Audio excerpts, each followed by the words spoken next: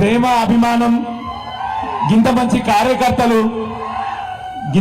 కార్యకర్తలు నిన్ను భుజం మీద వేసుకొని గింత మంచి కార్యకర్తలు నేను భుజాల మీద వేసుకొని గెలిపిస్తే వాళ్ళందరినీ తలదన్నిపోతావి. ఇప్పుడు వాళ్ళందరినీ తన్నిపోతావి. సంజయ్ అన్న ఎంత మోసం.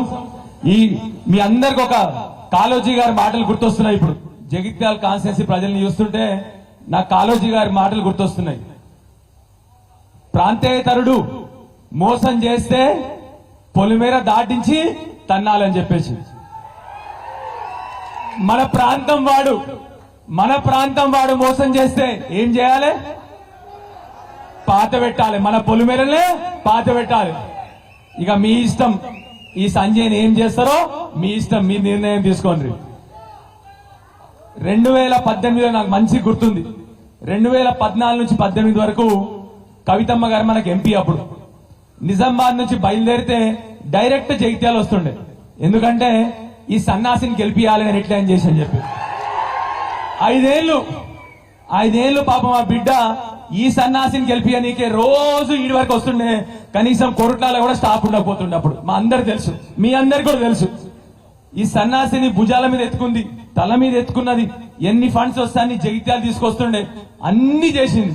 ఎలక్షన్ గెలిపించిందా లేదా? మళ్ళీ మొన్న కష్టపడి మళ్ళీ గెలిపించింది. ఆర్థికంగా కూడా ఇగో మా కేటీఆర్ సార్ మొత్తం ఆర్థికంగా కూడా సాయం చేసిండు. ఆయన జేబులకి రూపాయి ఖర్చు పెట్టుకోలేదు. అట్లాంటి వాడు ఇవాళ బిడ్డ జైల్లో ఉంది. ఎక్కడుంది బిడ్డ? జైల్లో ఉంది. మరి ఏం చేయాలి అని చెప్పండి మీరు. ఏం చేయాలి మరి ఏం చేయాలి అని నిజంగా చెప్తున్నా. గత వారం క్రితం నేను కూడా చాలా బాధపడ్డా. ఏమని బాధపడ్డా అంటే గిట్లాంటి దుర్మార్గులతో గిట్లాంటి రాజకీయ నాయకులు నా సహచర ఎమ్మెల్యేలా నాకు ఈ రాజకీయం అవసరమా? మళ్ళీ పోయి మంచిగా నా ఉద్యోగం ఉంది మంచిగా చేసుకుందామని బాధపడ్డా. కానీ తర్వాత ఆ బాధను దిగమింగుకొని ఒక నిర్ణయం తీసుకున్నా. నా కార్యకర్తల కోసం, మా తెలంగాణ బిడ్డల కోసం నిలబడి కొట్లాడతా. ఇట్లాంటి వాళ్ళని తరిమి కొడతా అని నిర్ణయం తీసుకున్నా.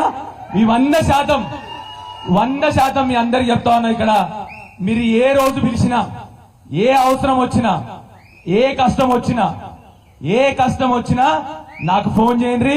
100% నా కొరుట్ల కాన్స్టిట్యున్సీ లెక్కలనే మన జగిత్యాల కాన్స్టిట్యున్సీ కూడా వచ్చి మీ అందరినీ పొట్టలు పెట్టుకొని కాపాడుకునే బాధ్యత నాది.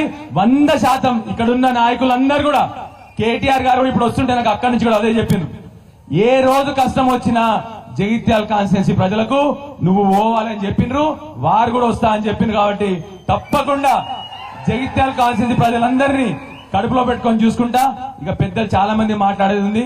మీ అందరికీ మళ్ళీ ఒకసారి చెప్తా ఉన్నా, పేరున పార్టీని కాపాడుకుందాం.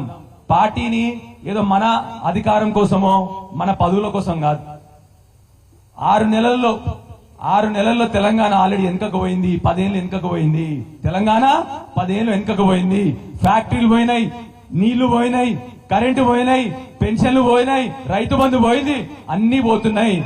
మరి మన పిల్లలు ఎట్లా బతకాలి ఆలోచన చేయరు మీరు అందరు కూడా. అందుకొరకే చెప్పేది, మన తెలంగాణ సమాజం కోసం మనం అందరం నిలబడాలి. మళ్ళీ మన బీఆర్ఎస్ ప్రభుత్వం అధికారంలోకి వస్తేనే తెలంగాణ కాపాడగలుగుతాం. కాబట్టి మనం అందరం గట్టిగా నిల్చొని అందరం కలిసి మళ్ళొకసారి మన బీఆర్ఎస్ ప్రభుత్వం అధికారంలోకి తీసుకురావాలి. మళ్ళొకసారి మీ అందరికీ పేరున ధన్యవాదాలు. జై తెలంగాణ.